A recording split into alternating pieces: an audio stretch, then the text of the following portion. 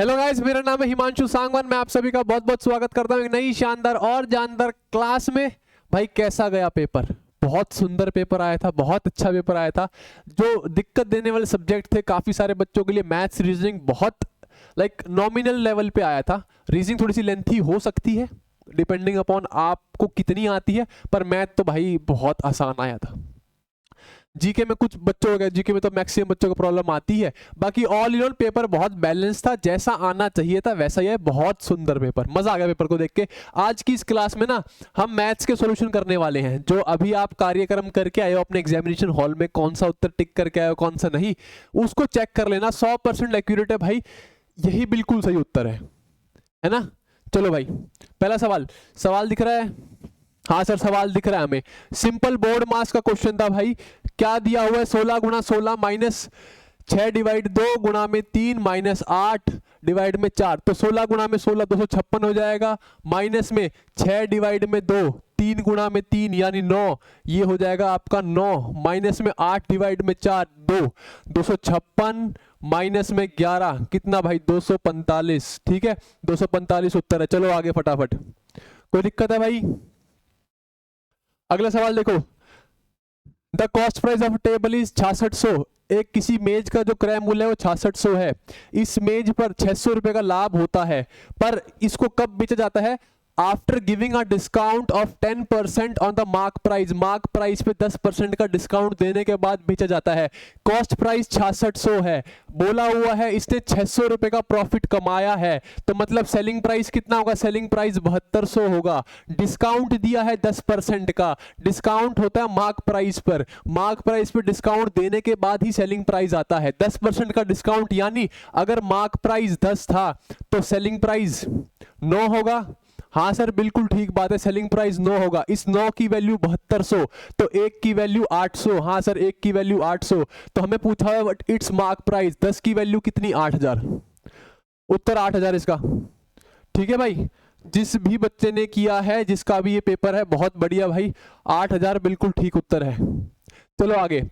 एक 320 मीटर लंबी ट्रेन है, एक प्लेटफॉर्म को 120 किलोमीटर प्रति घंटा की स्पीड से 24 सेकंड में पार करती है। If a person crosses the same platform, अगर एक बंदा उसी सेम प्लेटफॉर्म को 12 मिनट में पार करता है, तो भाई स्पीड ऑफ द पर्सन की स्पीड बताओ। चलो भाई, जब कोई भी ट्रेन किसी प्लेटफॉर्म को पार करेगी तो वो अपनी खुद की लेंथ प्लस प्लेटफॉर्म की लेंथ चलेगी। Speed is equal distance upon time. Speed कितनी है भाई? 120 किलोमीटर प्रति घंटा, क्योंकि मेरे पास सेकंड दिया हुआ है, इसको मीटर पर सेकंड में कर लूंगा, 5/18, ये स्पीड हो गया। डिस्टेंस किसका? खुद की लेंथ प्लस प्लेटफॉर्म की। खुद की लेंथ 320 है, प्लेटफॉर्म की लेंथ मैंने p मान ली भाई। टाइम कितना लगा है? टाइम 24 सेकंड लगा है। नीचे 24 लिखूंगा, इससे बढ़िया इस 24 को मैं हाँ गुणा कर देता हूं, क्या दिक्कत है? हाँ सर, यही कर दिया आपने तो। नीचे में टाइम लिखता, टाइम से इधर से बढ़िया मैंने सीधा गुणा कर दिया। 6 3 जा 6 4 जा 3 3 चौके 12। ठीक है भाई, ये आ गया। बस अब इसको सॉल्व कर लो। 5 गुणा में 40 200, 200 और 4 800, यहां पे आया 800 इज इक्वल टू 320 जमा में p। p की वैल्यू कितनी आ गई भाई? यहां से p की वैल्यू निकाल लोगे, कितनी आ जाएगी? 480 आ जाएगी। 480 मीटर, मतलब जो प्लेटफॉर्म है वो 480 मीटर का है। प्लेटफॉर्म 480 मीटर का है। वो बंदा इस 480 मीटर के प्लेटफॉर्म को कितने सेकंड में? 12 मिनट में पार कर रहा है। 12 मिनट में, आप खुद देखना, 480 मीटर के प्लेटफॉर्म को 12 मिनट में, सेकंड में कर दूं तो मतलब 12 गुणा में 60 सेकंड में, ये इसकी मीटर पर सेकंड में स्पीड आ जाएगी। बिल्कुल सर, कितनी? 0 से 0 कट जाएगा, 6 8 जा 48 और 4 2 जा और 3 जा 2/3 मीटर पर सेकंड। 2/3 मीटर पर सेकंड मुझे चाहिए किलोमीटर पर आवर में, गुणा में कर दूंगा 18/5। 3 6 जा 6 2 जा 12 6 2 जा 12 और बटे में 5 कितना आया भाई? 2.4 किलोमीटर प्रति घंटा। तो इसका उत्तर है 2.4 किलोमीटर प्रति घंटा। ये उत्तर है, इस लड़की ने ये मार्क करके आया जिसका भी ये पेपर है। तो भाई अपना क्वेश्चन चेक कर लेना, उत्तर इज 2.4 किलोमीटर प्रति घंटा। एक ऑपरेशन दिया हुआ है, ये कुछ प्लस के आसपास में गोला लगा दिया। एक ये दिया हुआ, अगर ऐसे कोई भी चीज फॉर्म में लिखी हुई हो तो उसको आपको ऐसे तोड़ना है। अब ये एक चीज फॉर्म में लिखी हुई है, इसको ऐसे ही तोड़ना है। ये 3 जमा मान लो, मतलब एक ऑपरेशन है अलग टाइप का। 25 है, तो पहले b चाहिए, फिर -2a, फिर ab और 5। पहले b चाहिए, b है 25, माइनस में 2a, 2 गुणा में 3 6 चाहिए, प्लस में 25 गुणा में 3 a गुणा में b, 25 गुणा में 3 चाहिए 75 और बटे में 5। ये कितना हो जाएगा भाई, यहां से 19 आएगा, यहां से 15 आएगा, 19 और 15 34, 34 इसका उत्तर है भाई। ठीक है भाई, कोई दिक्कत है? नहीं सर कोई दिक्कत नहीं, 34 इसका उत्तर है।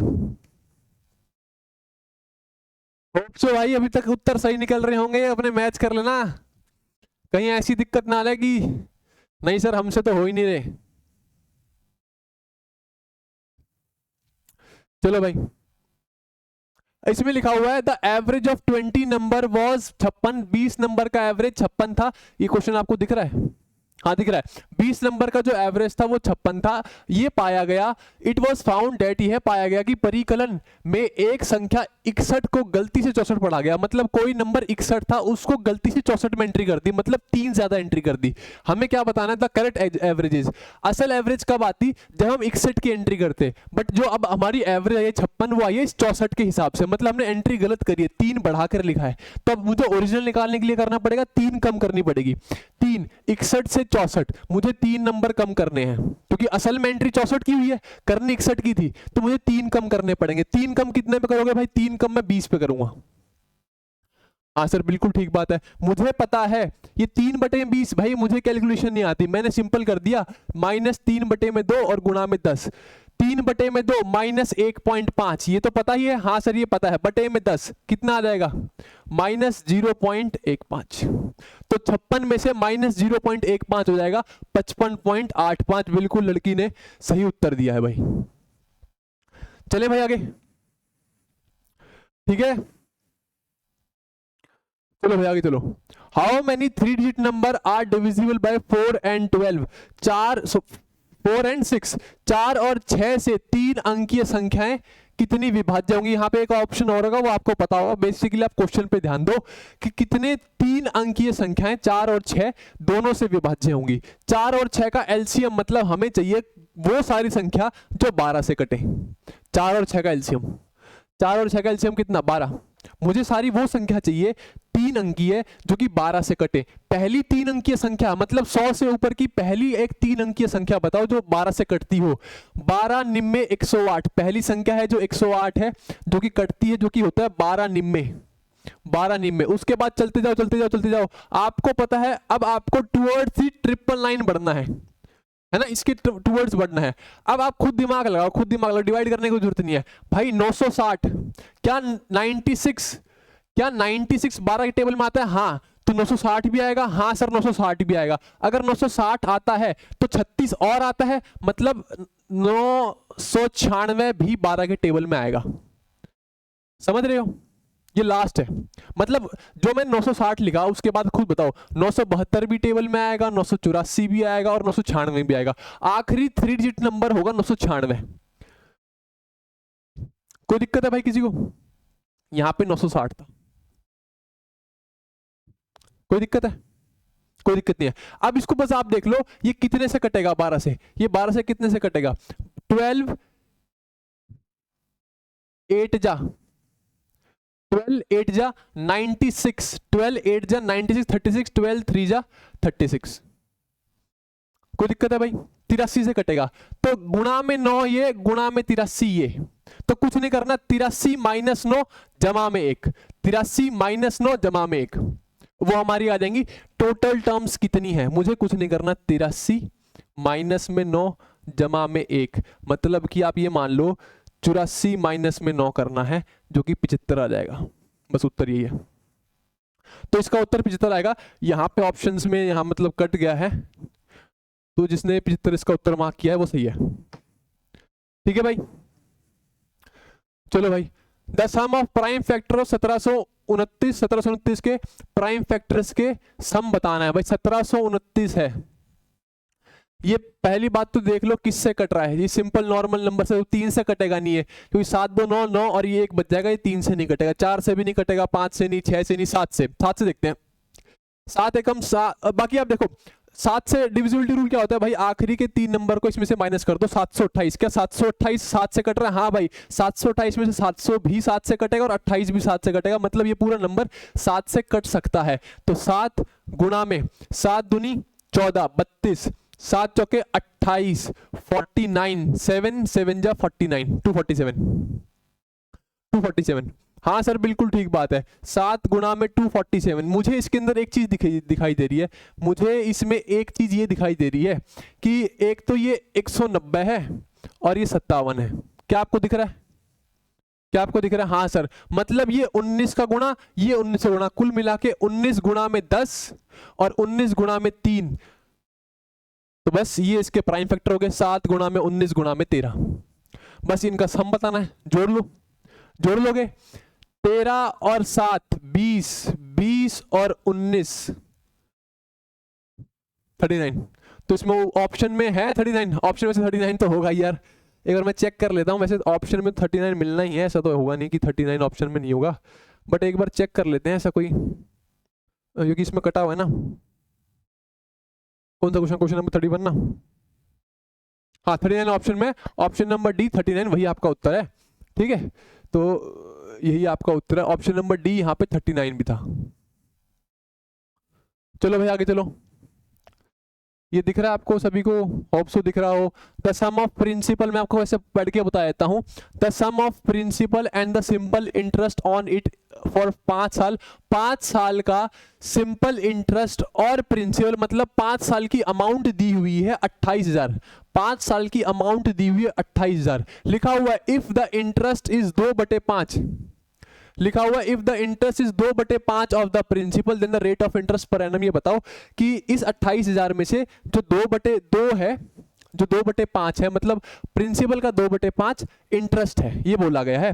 तो हमसे ये बोला गया है कि इंटरेस्ट बताओ। इसमें आपको इस पूरे डेटा की रिक्वायरमेंट नहीं है, आपको बस एक चीज बताई गई है कि 5 साल की आपको अमाउंट दी हुई है प्रिंसिपल प्लस इंटरेस्ट, और उसमें ये दिया हुआ है कि जो इंटरेस्ट है वो प्रिंसिपल का 2/5 है। मतलब कि अगर प्रिंसिपल 5 है तो इंटरेस्ट कितना हुआ? इंटरेस्ट 2 हुआ, क्योंकि ये सिंपल इंटरेस्ट है, हर साल सेम इंटरेस्ट मिलेगा, हर साल सेम इंटरेस्ट। तो ये 2 इंटरेस्ट कब पैदा हुआ है भाई? ये 2 इंटरेस्ट बना कब है? 5 साल में बना है भाई। ये 2 इंटरेस्ट 5 साल में बना है, 2 इंटरेस्ट। तो 1 साल में कितना बनेगा? 2/5। बिल्कुल ठीक बात है सर, बिल्कुल ठीक बात है, मतलब 1 साल में बनेगा 0.4। तो 5 रुपए पर आपके 1 साल में 0.4 रुपए बन रहे हैं। 5 रुपए पर आपके 1 साल में 0.5 रुपए 0.4 रुपए बन रहे हैं। परसेंटेज निकालो, मुझे दिख रहा है इसका 8% है, आपको नहीं दिख रहा तो आप परसेंटेज निकाल लो। ये गुणा में 10 कर दो ताकि तुम इस जीरो काट सको, और यहाँ पे गुणा में 100 कर दो परसेंटेज निकालने के लिए। 10 से 10 गया, 40 आया, 40/5 8%, तो इसका उत्तर 8%। ठीक है भाई, कोई दिक्कत है? ये तो मतलब वो था like without pen and paper का सवाल था। मुझे दिख रहा था 2 बन रहे हैं 5 साल में, तो 1 साल में 0.4 बने, 1 साल में 0.4 बनेगा किस पे? 5 पे, तो भाई 8%। चलो भाई, ये हमें दिया हुआ था, आप सभी ने क्वेश्चन पढ़ ही लिए होंगे, ये आपको दिख ही रहा है। The number of person liking the most favourite game, इसमें आपने देखा होगा आपका जो मोस्ट फेवरेट गेम है ना वो हॉकी है, जो मोस्ट फेवरेट गेम है वो हॉकी है। ये 1430, कितने?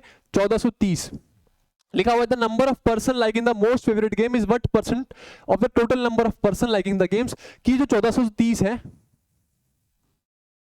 ये इन सभी का, ये इन सभी के जोड़ का कितना परसेंट है? ये आप सभी ने जोड़ लिया होगा, 4000 आया होगा, ये आप सभी ने जोड़ा होगा, उत्तर आया होगा 4000। इसकी परसेंटेज निकालनी है, तो इस जीरो से ये जीरो गई, इस जीरो से ये, इससे ये, तो बचा 143/4। मुझे इस 143 में 2 सुंदर चीजें दिख रही है, 140 और 3। 4 गुणा में 35 140 आता है, तो कुछ नहीं, 35 बचा, 35 आ गया, और ये 3 बचा, 3/4 आ जाएगा। 35 3/4%, ये उत्तर है। ठीक है भाई, हाँ सर यही उत्तर है। चलो आगे फटाफट। अब इसकी वैल्यू बतानी, सिंप्लीफिकेशन का बहुत सुंदर सवाल है। एक बात आप खुद बताओ, पॉइंट के बाद लिखना, यहाँ पॉइंट के बाद 1, पॉइंट के बाद 1, पॉइंट के बाद 2, मतलब कुल मिला के गुणा पे होएगा तो पॉइंट के बाद 4 आएंगे। कोई दिक्कत है? डेसिमल के बाद 4 आएंगे ना, तो पॉइंट के बाद 1, पॉइंट के बाद 1, पॉइंट के बाद 2, जब गुणा होगा तो पॉइंट के बाद 4 आएंगे। इधर देखो, पॉइंट के बाद 1, पॉइंट के बाद 2, जब यहाँ गुणा होगी तो पॉइंट के बाद 3 आएंगे। ठीक है, ऊपर 4 नीचे 3, तो नीचे 1 कम है तो नीचे एक 0 लगा दो, मतलब कि मैंने कुछ नहीं किया, इसके सारे पॉइंट्स हटा दिए, ऊपर ऊपर पॉइंट के बाद 4 बन रहे थे, नीचे पॉइंट के बाद 3 बन रहे थे, मैंने सब कुछ कैंसिल आउट कर दिया, नीचे एक कम बन रहा था तो मैं नीचे गुणा 10 से कर दी, बस खत्म होगी बात। कोई दिक्कत है? बस काट लो। 13 पंजे 13 गुणा में 13, 13 गुणा में 12 156, 25 गुणा में 25, ठीक है, 5 दूनी और 2 छिके 12, 25 गुणा में 6 150, 25 गुणा में 6 150, ये उत्तर है। कर दिया होगा आप सभी ने, आसान उत्तर था। इन फ्रैक्शन में से सबसे छोटा कौन सा है? ये फ्रैक्शंस दिए, सबसे बड़ा कौन सा? छोटा नहीं, सबसे बड़ा। सबसे बड़ा कौन सा है? अगर आपने परसेंटेज की क्लास देखी होगी तो मैंने उसी में आपको बता दी थी इनकी वैल्यूज, तो आप ध्यान से देखना, ध्यान से देखना क्या आएगा। ये कुछ आएगा 0.6666, हाँ सर यही आएगा। 1/7, 1/7 की वैल्यू होती है 0.14 अप्रोक्स, तो 5/7 है ना, हाँ 5/7 है। तो अगर इसकी वैल्यू ये है तो 5/7 की कितनी हो जाएगी? 0.7, ये हो जाएगी। कोई दिक्कत है भाई? ठीक है। 4/9 है, 1/9 की वैल्यू 0.111 होती है, तो 4/9 की 0.4444 हो जाएगी। कोई दिक्कत है? 1/11 की वैल्यू होती है 0.0909, तो ये 8/11 है 0.727272। ठीक है भाई? कोई दिक्कत है किसी को? नहीं? तो बताओ कौन सा बड़ा है? यही बड़ा दिख रहा है मेरे को तो, 8/11 बड़ा है, खत्म होगी बात। ठीक है भाई, यही बड़ा है ना, मुझे तो ये बड़ा दिख रहा है सबसे। चलें आगे। Out of the given 2 numbers 5% of 1 number, भाई 5% किसी नंबर का, 5% किसी नंबर का बराबर है दूसरे नंबर के 2% के, ये दिया हुआ है, दूसरे नंबर के 2% के। If the difference of the 2 numbers is, अगर इन दोनों नंबर का डिफरेंस 2340 है तो बताओ what is the sum of these 2 numbers, इन दोनों नंबर्स का सम क्या होगा? अगर यहां से मैं रेशियो निकाल लूंगा x बटे में y, यहां से 2 बटे में 5 आ जाएगा। मुझे कुछ नहीं पूछा, मुझसे पूछा हुआ है इन दोनों नंबर्स का सम। अगर आप रेशियो देखोगे x रेशियो y, तो ये 2 है ये 3 है, मतलब कुल मिला के, सॉरी 2 है ये 5 है, कुल मिला के 7। तो उत्तर देख लो 7 का मल्टीपल होगा, उत्तर 7 का मल्टीपल, ये 7 का मल्टीपल नहीं है। 3500, देखो इसमें देखना आप, 3500 और 450, 3500 7 से कटेगा, 450 नहीं कटेगा। 6300 और 102, 6300 तो 7 से कट जाएगा, 102 7 से नहीं कटेगा, एक ही उत्तर बचा 5460। कोई दिक्कत है इसमें? देखो 5600 7 से कट जाएगा और माइनस में 140, दोनों 7 से कट जाएंगे, 7 उत्तर, बस ये उत्तर था, सीधा निकाल देते। अगर ऐसे नहीं निकालना तो आपने बोला हुआ है कि इन दोनों का जो डिफरेंस है वो 2340 है, मतलब एक की वैल्यू 2 यूनिट है, एक की वैल्यू 5 यूनिट है, तो 3 यूनिट की वैल्यू, दोनों को माइनस कर दे, 3 यूनिट की वैल्यू आई 2340। अगर 3 यूनिट की वैल्यू 2340 है तो 1 यूनिट की वैल्यू आ जाएगी यहाँ से 700, कितना 240, 780 आ जाएगी। ठीक है भाई? अगर 1 यूनिट की वैल्यू 780 आ गई तो 7 यूनिट की आपको निकालनी है। 700 7 8 56, 5 7 7 49 और 54। ठीक है भाई? 5460। एलसीएम एंड एलसीएफ, भाई एचसीएफ दिया हुआ है, एलसीएम दिया हुआ है 2 नंबर का 28 और 336।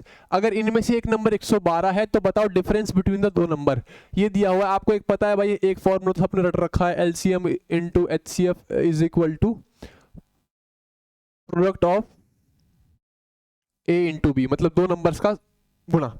ठीक है भाई?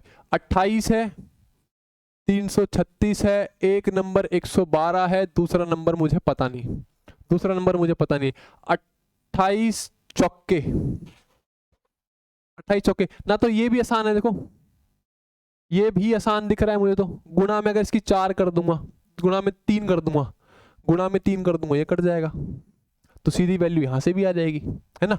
तो 28 गुणा में 3 84, ये आई x की वैल्यू, ये आई x की वैल्यू आई, एक नंबर आया मेरा 84। मुझे क्या बताना है? If one of the number is 112 then difference between the 2 number is, अगर एक नंबर अगर एक नंबर 112 है तो इन दोनों का डिफरेंस कितना होगा, 112 माइनस में 84, देखो 16 और 12 28, 28 डिफरेंस आ जाएगा 28, तो इसका उत्तर 28 है। ठीक है जी, आ रहा है समझ में कारनामा, है ना। द नेक्स्ट टू नंबर्स भाई 4 है 6 है,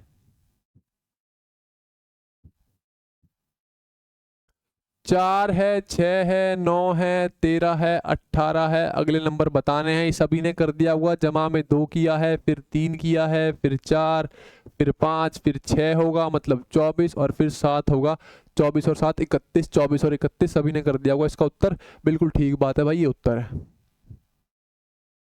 simple interest on a certain sum at 6% per annum for 4 years 1600, भाई एक किसी भी प्रिंसिपल पर 6% के ब्याज के हिसाब से 4 साल का जो साधारण ब्याज बना है वो 1600 रुपये बना है, तो हमें बताना है चक्रवर्ती ब्याज का होगा सेम सम पे उसी सेम प्रिंसिपल पर चक्रवर्ती ब्याज बताओ, रेट सेम है पर 2 साल के लिए, रेट सेम है पर 2 साल के लिए। बहुत आसान क्वेश्चन है भाई, बहुत आसान क्वेश्चन है, कुछ नहीं करना, आप खुद बताओ भाई 6% की ये सिंपल इंटरेस्ट है, सिंपल इंटरेस्ट है, सिंपल इंटरेस्ट में क्या होता है हर साल सेम बना होगा, हर साल सेम, तो अगर 4 साल में 1600 बना है, अगर 4 साल में 1600 बना है, रेट है 6%, तो 1 साल में कितना बना होगा भाई, 1 साल में 400 बना होगा, हाँ बिल्कुल ठीक बात है, अगले साल भी 400 बना होगा, बिल्कुल ठीक बात है, ये तो होगा क्या सिंपल इंटरेस्ट। चक्रवर्ती ब्याज, चक्रवर्ती ब्याज क्या होता है, जो इंटरेस्ट बना इस पे भी इंटरेस्ट बना होगा, यही तो होगा, मतलब कि सीआई में कंपाउंड इंटरेस्ट में 400 400 2 साल में बना ही होगा, प्लस इस 400 पर एक्स्ट्रा, क्योंकि रेट 6% है, इस 400 पर 6% और बना होगा, मतलब 24 रुपए और बने होंगे, तो 400 400 और 24 824 रुपए बने होंगे, उत्तर 824 है इसका। ठीक है भाई, हाँ सर बिल्कुल समझ आ गया। पेरीमीटर भाई 28 है, पेरीमीटर 28 दिया हुआ है, breadth 2 centimetre less than its length है, एरिया ऑफ द रेक्टेंगल, अगर पेरीमीटर 28 है तो लेंथ जमा ब्रेथ कितनी हो जाएगी, हाँ सर लेंथ जमा ब्रेथ 14 हो जाएगी, अगर मैंने इन दोनों को आधा कितना 14 हो जाएगी ना, हाँ। If it's breath is 2 centimetre less, 2 centimetre है लेंथ से कम, लेंथ से 2 सेंटीमीटर कम है, मतलब अगर ये 8 है तो ये 6 होगी, बिल्कुल ठीक बात है सर, इसके अलावा कोई कॉम्बिनेशन बैठेगा ही नहीं, है ना, कि जो ब्रेथ है वो लेंथ से 2 सेंटीमीटर कम है, आप देखो 8 और 6 14 होगी, बिल्कुल ठीक बात है। Area of the rectangle, rectangle के लिए होता है ना 8 और 6, 8 गुणा में 6 48, है ना, L इंटू बी, लेंथ आई 8 ब्रेथ आई 6, 8 गुणा में 6 48, 8 6 48। A certain work can be completed by 8 person, भाई 8 बंदे किसी भी काम को 25 दिन में करते हैं, अगर 8 बंदे किसी भी काम को 25 दिन में करते हैं, कुल काम ये हो जाएगा, हाँ सर कुल काम ये हो जाएगा, मुझे क्या बताना है, if the work is to be completed in 5 days, 5 दिन में काम करना है, पर ये नहीं पता कितने पर्सन चाहिए, तो बस उत्तर आ जाएगा 5 5 जा और 8 पंजे 40, एक्स की वैल्यू आ जाएगी 40, 40 डेज। ठीक है भाई, on dividing a number by 96 the remainder obtained is 59, अगर किसी नंबर को हम डिवाइड करते 96 से तो रिमाइंडर 59 आएगा, तो what would be the remainder if the same number is divided by 24, उसका रिमाइंडर क्या आएगा, उसका रिमाइंडर क्या आएगा, कुछ नहीं आएगा, आपको करना 59 जो रिमाइंडर बचा है, देखो कोई भी नंबर अगर 96 से भाग हो रहा है, क्योंकि 96 24 का मल्टीपल है, तो 24 भी उसी नंबर को भाग कर देगा, तो किसी नंबर को डिवाइड करने पर 59 रिमाइंडर आ रहा है, अगर 24 को करेंगे तो वो पूरा नंबर भी 24 से भाग हो रहा होगा, मतलब 59 को ये और तोड़ देगा 24 में। ठीक है भाई, 24 दूनी 48, तो 48 तो पूरा पूरा कटेगा, और रिमाइंडर 11 और बचेगा, हमसे ये पूछा हुआ है ना, क्या पूछा है, व्हाट इज द रिमाइंडर, तो रिमाइंडर आएगा 11। ठीक है भाई, ये मैंने डिवाइड नहीं किया है, ये मैंने आपको दिखाया कि इस 59 को कैसे तोड़ोगे, 48 में और 11 में, इस 48 को तो 24 पूरा पूरा भाग कर दे, 11 एक्स्ट्रा बचेगा, वही पूछा हुआ है, एक्स्ट्रा क्या है, रिमाइंडर एक्स्ट्रा चीज होती है जो बचती है, रिमाइंडर 11 बचेगा, तो इसका उत्तर है भाई 11। ठीक है भाई,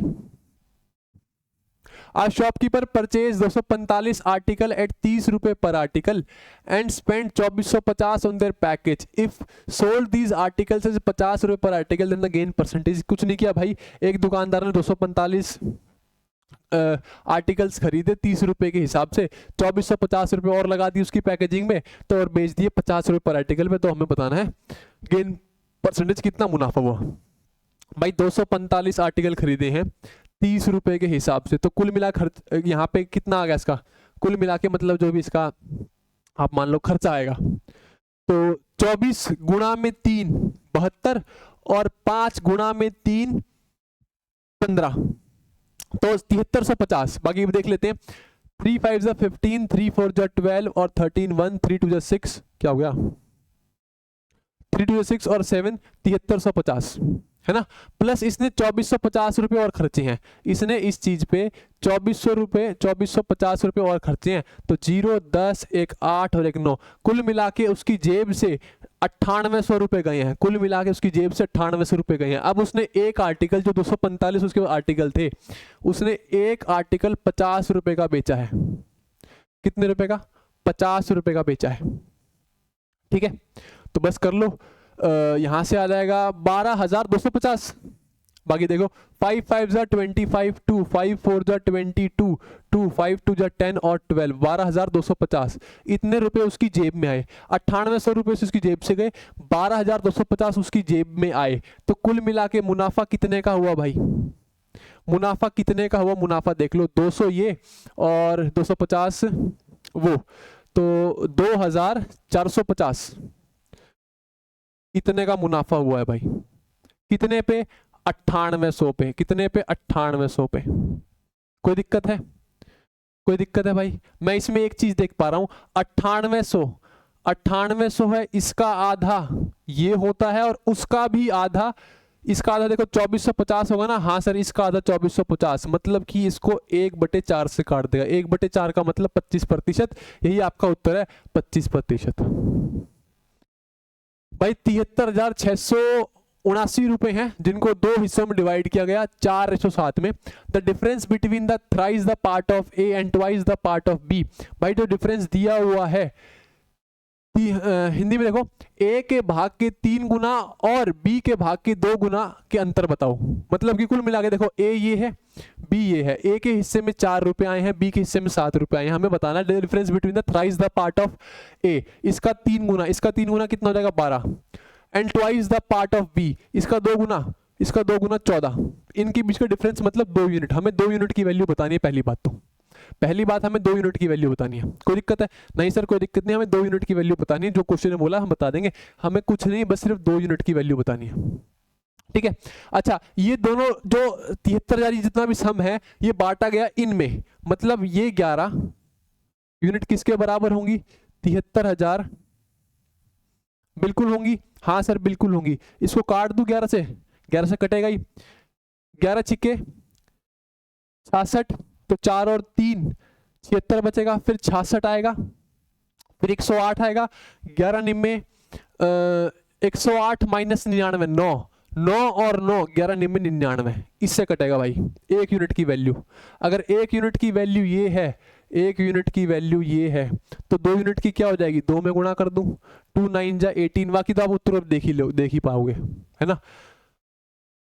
6,000 है, 6,500 है, मतलब उत्तर कहीं ना कहीं 13,000 में आएगा, यही उत्तर है एक। वो 20,000 है, ये 36 है, ये 26 है। इतना तो कैलकुलेशन कर पाओगे ना, इस कैलकुलेशन करनी भी नहीं थी इसमें तो गुणा करना भी नहीं था आपको। लो भाई खत्म हो गया बस। तो इसका उत्तर है भाई यही, ये आप कर लोगे, इसकी तो कैलकुलेशन करनी भी नहीं थी। ठीक है भाई, तो आसान, ऑल इन ऑल आसान मैथ आई थी। मुझे तो कोई लगी नहीं कि भाई जिसमें वो होता है ना थोड़ा एफर्ट भी लग रहा हो किसी क्वेश्चन में कि तगड़ी कैलकुलेशन करी हो। कौन से सवाल में ऐसा है कि जो बहुत तगड़ी कैलकुलेशन करी हो? बहुत छोटी कैलकुलेशन थी, कोई कैलकुलेशन नहीं थी, बहुत छोटी कैलकुलेशन। मतलब किसी भी सवाल में मुझे नहीं लगा कोई तगड़ी कैलकुलेशन हो, है ना। हाँ देखो, अब जबरदस्ती की तुम ऐसी कैलकुलेशन बनाओगे ना, देखो ये बना रखी है, जैसे ये चीज है, इसको ऐसे स्मूथली भी कर सकते थे, पर नहीं, ये बटे में जाके पूरा ये करना है। अब ऐसे करोगे तो फिर मुश्किल तो आएगी भाई, टाइम लगेगा इस चीजों में, समझ रहे हो। तो ठीक है भाई, ऑल इन ऑल यही आपका मैथ का था। बहुत आसान पेपर, मजा आ गया पेपर को देख के भाई। रीजनिंग का मैं आपके लिए सॉल्यूशन अभी कुछ देर में ला दूंगा, तो आप बस तैयार रहना, चैनल को आप सब्सक्राइब कर लो। हम आपसे मिलते हैं अगली क्लास में। और भाई DSSB की एग्जाम डेट्स आ गई हैं, तो आज से ही लग जाओ अपनी तैयारी पे। OA पढ़ले एप्लीकेशन डाउनलोड कर लो, वहां जाके आपको NIS का पूरा कोर्स मिल जाएगा। अगर कंप्लीट कर पाओ मीनवाइल में तभी लेना, वरना मत लेना भाई। प्लस मैथ्स का कोर्स मिल जाएगा, मैथ्स का ले लेना भाई। ठीक है, हाँ आपसे मिलते अगली क्लास में, तब तक के लिए जय हिंद, वंदे मातरम, राम राम सभी को, थैंक यू सो मच।